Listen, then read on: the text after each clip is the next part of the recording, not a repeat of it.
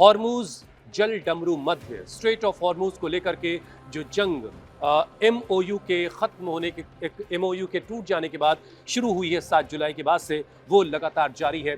America लगातार Iran पर हमलावर है। ईरान के पूरे कोस्टल एरियाज को, साउथ ईरान का जो पूरा हिस्सा है उसे निशाना बना रहा है। पिकैक्स माउंटेन को टारगेट करने की बात ट्रंप की तरफ से कही जा चुकी है, जहां बहुत ही गहराइयों में अंडरग्राउंड न्यूक्लियर फैसिलिटीज़ हैं नतांज की, और इसके जवाब में लगातार ईरान की तरफ से भी उन तमाम देशों को निशाना बनाया जा रहा है जहां पर अमेरिका के बेसिस हैं, जहां से ईरान पर अमेरिका की तरफ से हमले किए जा रहे हैं।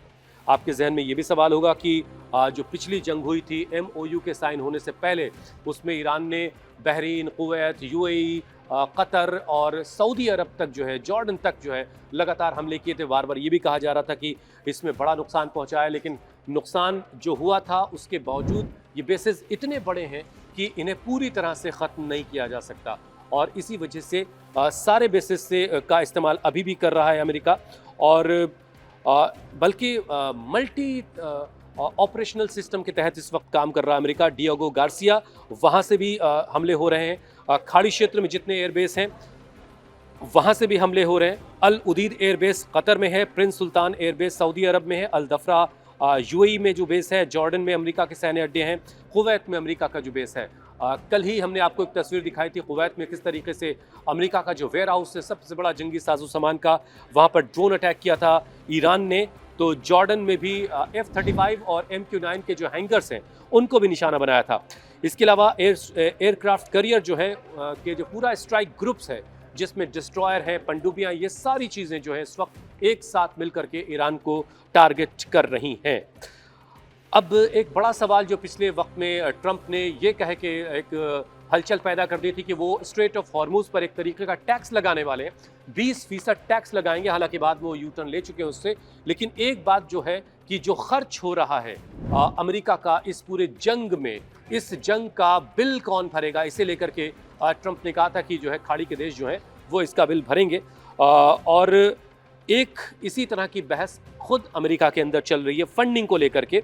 अब जून 2026 में पेंटागन ने लगभग 80 अरब डॉलर की एक्स्ट्रा फंडिंग की मांग की है, और इस ताकि युद्ध के लिए मिसाइलों की भरपाई की जा सके, सैनिक साजो सामान को रीस्टोर किया जा सके।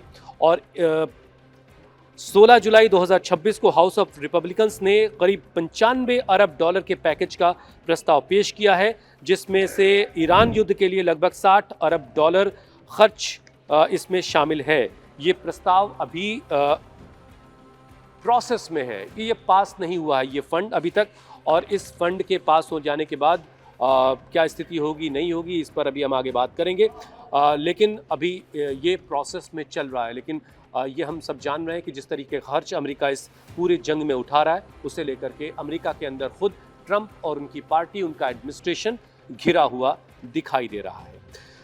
अब इस जंग की वजह से अब पूरा ये जो हिस्सा है आप देखें स्ट्रेट ऑफ हॉर्मूज का, ये ब्लॉक होने की वजह से दुनिया का जो 20% सप्लाई चेन का जो रूट है वो ब्लॉक है। एक तरीके से बहुत कम आवाजाही यहाँ से हो पा रही, जबकि अमेरिका की तरफ से कहा गया कि वो यहाँ से सुरक्षित शिप्स को निकालेगा, लेकिन ऐसा मुमकिन नहीं हो पाया। जैसे ये बयान उनकी तरफ से आया, यूएई की तरफ से जो साउथ चैनल से निकाले जा रहे थे जहाज़ ओमान के वाटर से होते हुए, उनको ईरान ने टारगेट किया और उनके ऑयल टैंकर्स को निशाना बनाया।